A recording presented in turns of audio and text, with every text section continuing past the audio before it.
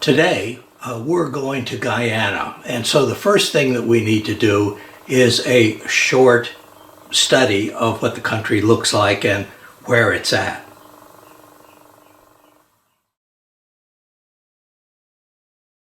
Now, Guyana is kind of strange because geographically, they are completely located on the South American continent, but if you ask a Guyanese person, they'll say that they are Caribbean, even though they don't even touch the Caribbean Sea. First of all, Guyana is located in the northern section of mainland South America, bordered by Venezuela and Brazil and Suriname, with the North Atlantic Ocean flanking the north coast. The country is divided into 10 regions, with the capital along the coast, Georgetown. By the way, the country's shape kind of looks like a fat crucifix. The country has a lot of small regional airports and airstrips, however, the two largest and international airports are both located in Georgetown, Chedi Jagan International, and the smaller one, Eugene F. Correa International. Otherwise, outside Georgetown, Bartica has the largest regional airport. Otherwise, seaports and container terminals can be found all along the coast in places like New Amsterdam, Linden, Essequibo, and of course Georgetown as well. Now here's the thing, about 90% of the people live along the coast on only about 10% of the land, with a few outskirt communities mostly on the east along the border of Suriname and Brazil. Cross-country driving in Guyana is very limited. I mean, you can take a ferry at Bartica and drive a little bit into the upper Takutu and Potaro Siparuni or Cuyuni Mazaruni regions. However, if you cruise along the coast, you'll stop somewhere around the farming town of Hackney along the Pamaru River, and suddenly everything just kind of dead ends. To this day, there are no roads that lead into the Barima Waini region. The entire population of about 26,000 people are only accessed through river navigation and short jungle landing strips for small planes. In addition, there are no roads that lead into Venezuela. If you want to go there, you will have to drive all the way south, cross at Lethem, and pretty much all the way to Boa Vista, Brazil, and then backtrack up north into Venezuela.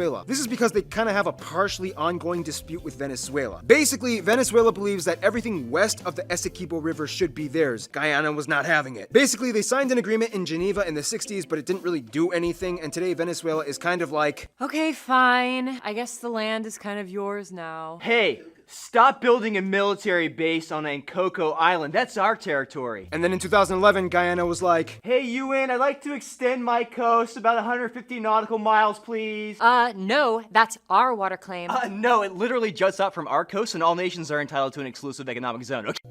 Back off from the Tigri-New River Triangle. Whoa, no.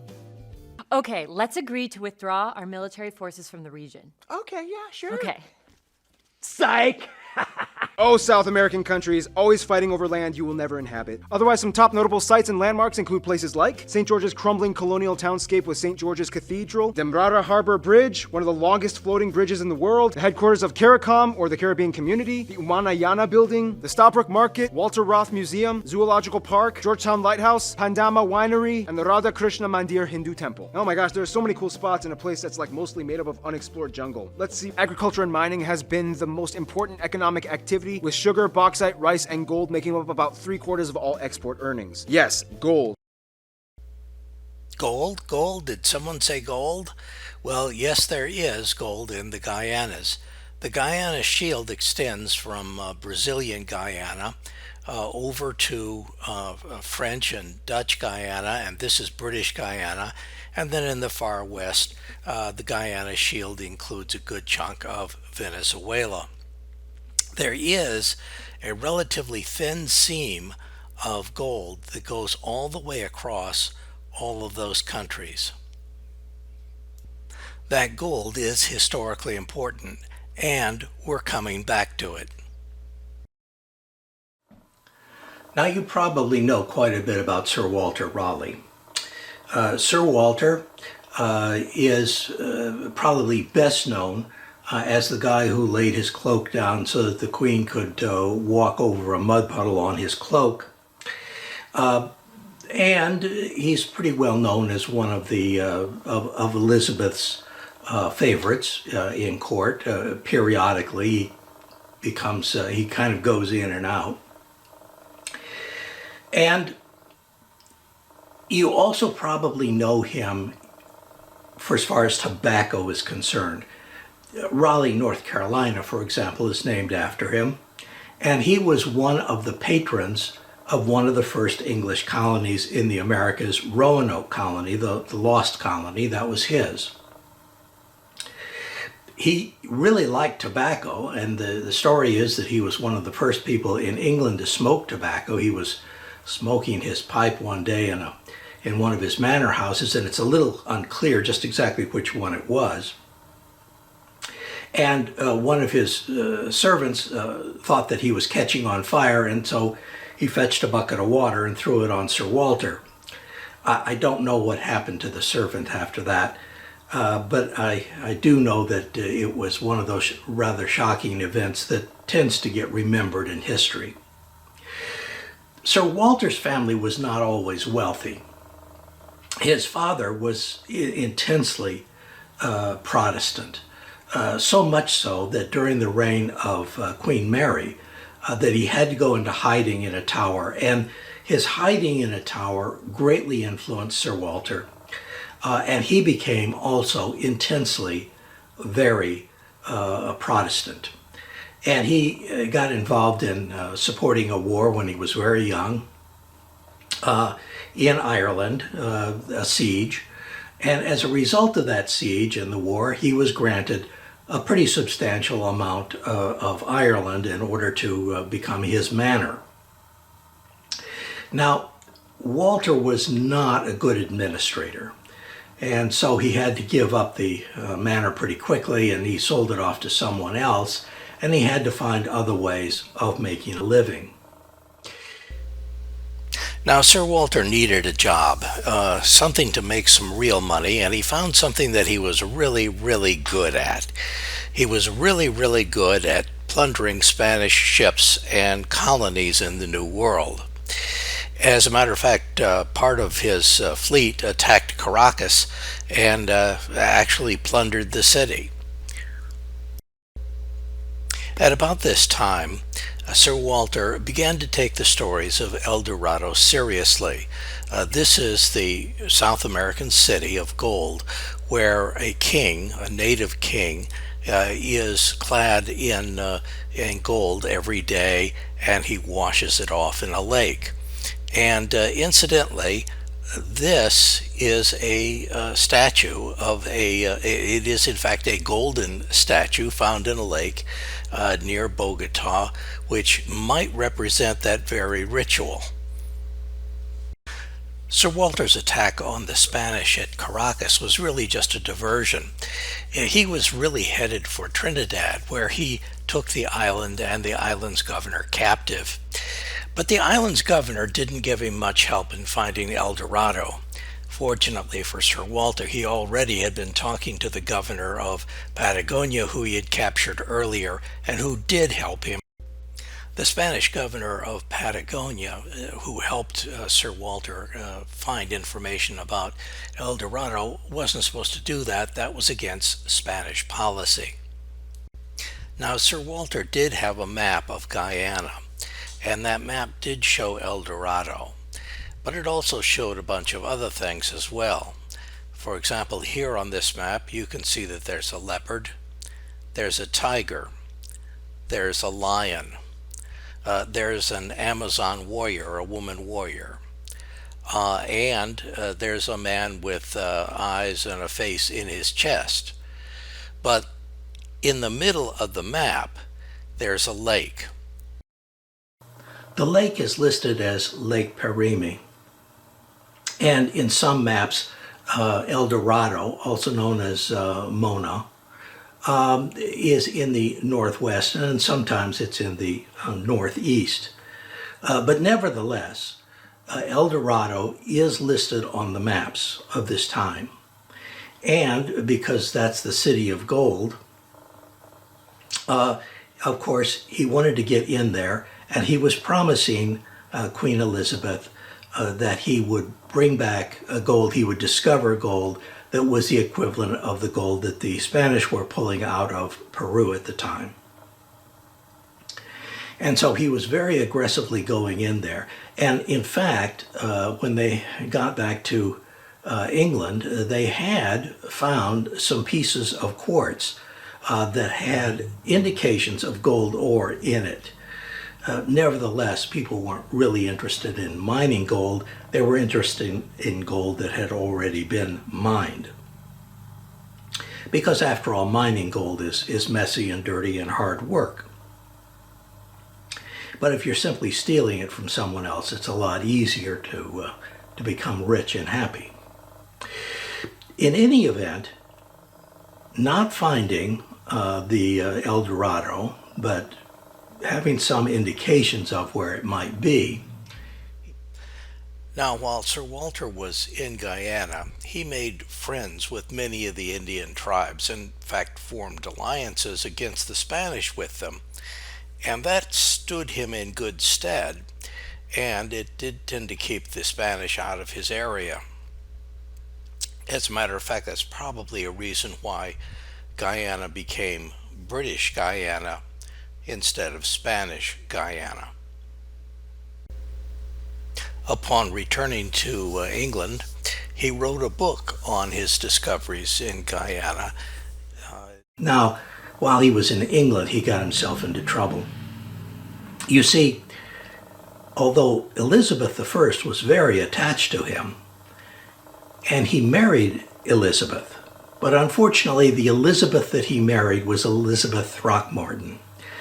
And she was a lady-in-waiting to Elizabeth, the Queen. And as a result of that, she should not have gotten married without Elizabeth's approval, but that marriage had been in secret. Well, when word got out, Elizabeth, the Queen, was not amused and sent the couple to the Tower of London. After a little while, it seems that Sir Walter was able to convince her that El Dorado really was out there, and she ought to release him to go back. And he was released. In fact, he was in the tower a couple of times and released. But the last time that he was released on parole, he had to promise not to kill any more Spaniards. You see, England had signed a peace treaty with the Spanish. And the result of that peace treaty was that he was not allowed to raid any more Spanish colonies. Well, when he was in search of El Dorado the second time and started going down there, he got ill, and he was in Trinidad, where he was kind of laid up. But his first in charge, his lieutenant, did go up the Orinoco and raided some Spanish colonies. Well, when Sir Walter and his group got back to England, they were in big trouble because the Spanish were complaining to the English. And the English monarch at this time is James I. And James I heard those complaints, and Sir Walter was executed as a result of them. All in all, Sir Walter had spent surprisingly 13 very productive years in jail. He wrote a history of the world, basically ancient Greece and Rome, while he was there. Oh, and by the way, this commemorative stamp from British Guyana, it's commemorating his second voyage, and you know that because his son is on the stamp. When Sir Walter was sick in Trinidad, his son went with his lieutenant up the Orinoco to attack Spanish colonies, and his son was killed in that attack. Sir Walter never forgave his lieutenant for his son's death in that attack, and of course that attack is also the one that eventually ended Sir Walter's life. So much now for our review of the Age of Exploration. Let's get back to modern Guyana and what it looks like today. Nonetheless, even though exports have been steadily increasing over the years, Guyana still remains one of the poorest countries in the Western Hemisphere. Luckily, Guyana gained the world's attention when major companies like ExxonMobil and Shell discovered high-quality oil-bearing sandstone reservoirs holding potentially $40 billion in crude revenue oil 120 miles off the coast. If Guyana wins the appeal at the UN, this could potentially boost their economy, as they currently have no oil production. Guyana is honestly like one of the strangest demographical anomalies in the world because most of the population has ethnic roots that are not even indigenous to the continent. First of all, the country has about 740,000 people and has a high emigration rate in which around 500,000 Guyanese citizens live abroad. The largest group, the East Indians, make up about 43%, 30% are blacks with African descent, about 16% are mixed, about 10% are Amerindian, and the remainder of the population is mostly made up of Europeans, mostly Portuguese, as well as a few Chinese tossed in there as well. They also use the Guyanese dollar as their currency. They use the type A, B, D, and G plug outlets, and they are also one of the only 2 countries in South America that drives on the left side of the road. Going back to the Amerindians, there are 9 indigenous tribes recognized in this country, and historically, the Lokono and Kalina tribes dominated the areas that Guyana encompasses today. So you're probably wondering by now, okay, how on earth did Guyana become such a mini India? Well, to answer that, you basically have to know a little bit of history. In a nutshell, tribes were the first ones here. Columbus passes by, but doesn't care to enter. The Dutch come in, failed at finding El Dorado. The British sneak in without the Dutch knowing, but then the Dutch were like, whatever, fine, take it. And that's when the British were like, "Sir, slavery has been abolished." Oh, but there's still lots of work to be done. How can we get really cheap labor that's almost like slavery, but still kind of technically not? If only we Brits had another territory full of indentured servants to exploit and capitalize off of. Oh, yeah! Yeah, Scotland put up too much of a fight, so they settled for India. Most of the East Indians in Guyana are from the Bhojpuri-speaking areas of North India. However, today, many of them have lost their ability to speak it and settle only for English or Creole. To this day, Guyana is one of the only 3 countries outside of Asia in which Hinduism is an official religion practiced by over a quarter of the population. Nonetheless, Christianity is the predominant religion as about 2/3 of the population adheres to the faith, mostly in the Protestant branch. Guyana is the only South American country in which English is the official language, spoken by everyone regardless of background. However, the majority of the country also speaks Guyanese Creole. The Creole here is a slightly altered version of English with an Indian and African influence, and most of it is written in a very simplistic phonetic format. For example, Georgetown is Georgetown. Every day is every day. Ricefield is Ricefield, and so on. Because Guyana is incredibly racially heterogeneous, Scoots, what's the word? Heterogeneous? I think it's heterogeneous. Heterogeneous. They've sort of kind of developed a really cool cultural integration method in which everyone takes part in everyone's lives, traditions, and customs. Almost everyone in the country has a relative that is either Hindu, Christian, Muslim, or maybe even Baha'i or Buddhist. As a kid, you're taught to call elders your auntie or uncle, even if they are complete strangers and a completely different race. Everyone celebrates everyone's holidays regardless of their belief system. Everyone takes part in the colorful holly or pagua. Everyone has a Christmas tree at Christmas, and everyone flies kites on a beach on Easter. And even during Eid, everyone shares in the food. They even have their own version of Carnival called Mashramani. Oh, and the British influence is still very noticeable. Everyone loves cricket, and they totally eat Marmite. Which, by the way, British and Kiwi geography peeps, send me more Marmite. I love that stuff. All I have left is this tube of Vegemite. I don't know how to explain it. I just crave Marmite. Nonetheless, Guyana does have its struggles. 80% of the people with tertiary education move out, causing a sort of brain drain that limits Guyana's ability to progress in certain fields and industries like medicine and education and engineering. Also, there was that whole Jim Jones People's Temple cult incident thing that happened in the late 70s, but hey, those were all Americans, not Guyanese people. Sorry, I had to mention it. It was like the craziest thing that ever happened in their country. Now, because Guyana is so diverse, they kind of have an advantage when it comes to diplomatic outreach. Brazil is like Guyana's personal trainer. They help them with military training, and if anything goes down, they will step in and help Guyana should anything arise. Now, India is like the estranged mother that lost her baby and finally reunited but has years to catch up on. In addition to a loving, cordial relationship with her long-lost child, India likes to help fund development facilities for things like agriculture and information technology. However, their best friends would probably be Suriname and Trinidad and Tobago. Suriname is like the Dutch-speaking little brother, and Trinidad is like the girl that they both have a crush on and compete for. All 3 countries have been close since day one, each has a high East Indian and Hindu population, and they all share so much in terms of culture and business. So let's focus on Georgetown for the moment. Georgetown is on the coast, and it is subject to tidal flooding. So in order to protect the area, the Dutch built a seawall hundreds of years ago. And this seawall is occasionally surmounted by the tidal water. And in order to protect the city, they built a series of drainage canals in various places.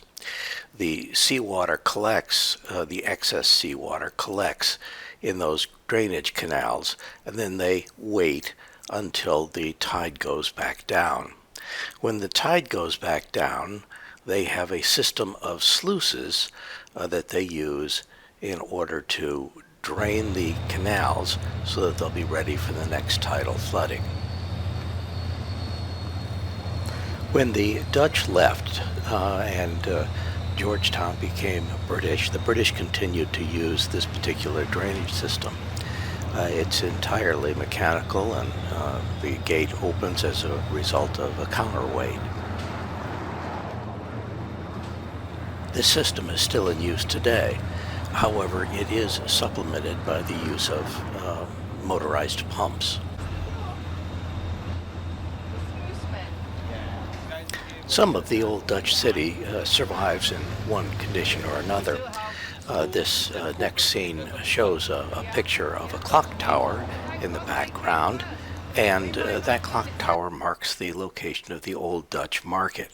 It currently bills itself as the most bizarre bazaar.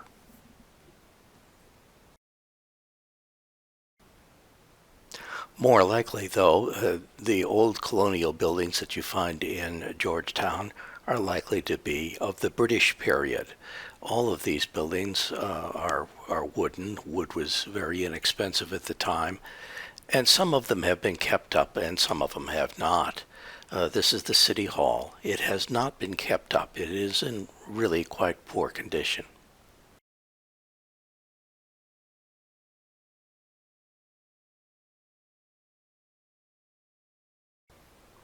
In contrast, St. George's Cathedral is being rehabilitated right now. It's the world's largest wooden structure, and it's stunning, both on the inside and the outside. On the inside, it's a half-tempered Tudor style.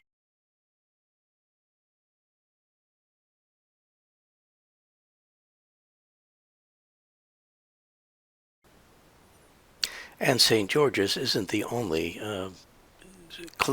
British colonial style building that is being kept up and is in good shape. These are the law courts. This next building is the Roth Anthropological Museum, which is also an old colonial building, but there are two things about it that I wanted to talk about. First, one of the exhibits on the inside, and second, the architecture itself. They won't let you take pictures on the inside, but there's one exhibit of a tree bark canoe called a wood skin. The Indians used to make them, and basically what they did was they took the bark of a tree carefully off the tree so that it came off in one piece, and they kind of folded it around a little bit so that it became a watertight boat. This has been the traditional kind of canoe that you're most likely to see in Guyana in ancient times. To the extent that the wood skin was not watertight, they could caulk it up by using rubber from the rubber tree.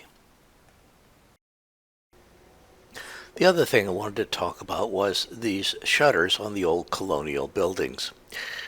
They're generally referred to as Damara shutters because that's one of the rivers that's down in this neighborhood. And it was in some ways the world's first air conditioning. And let me explain how that happened. There used to be a lot of bauxite mined in Guyana. And the ships that were going to be carrying the bauxite had to have ballast in order to be able to be filled as much as possible with the bauxite for the return trip. They found that the easiest ballast for them to put in the ships was ice. And so when the ships got to Guyana, to Georgetown specifically, they had tons of ice. And they, I assume, sold that ice to individuals. And the individuals took these big blocks of ice and wrapped them in burlap or whatever in order to keep them from melting rapidly. And they put them in that box underneath the shutter. And that meant that the air that came in to the box was cooled somewhat by the ice as it passed into the house. This is where I stayed at Georgetown. It was originally the home of the first mayor of Georgetown, dates back to the 1840s. The railings and gates still carry the crest of the Woodbine House, and they were imported from a foundry in England. The doors for the drawing room were hand-painted in India at that same time and shipped to Guyana especially for this house. The part of the house that I stayed in was originally the servants' quarters.